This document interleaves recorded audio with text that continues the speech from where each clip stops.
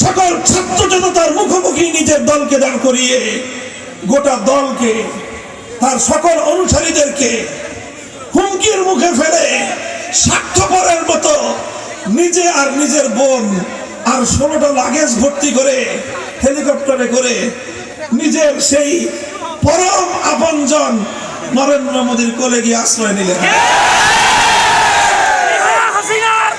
একবারও চিন্তা করেন নাই, একবারও চিন্তা করেন নাই তার এই ধ্বংসের রাজনীতি, তার এই হত্যার রাজনীতির কারণে তার দলের নেতাকর্মীদের কি পরিণাম হবে একটাবারও ভাবেন নাই।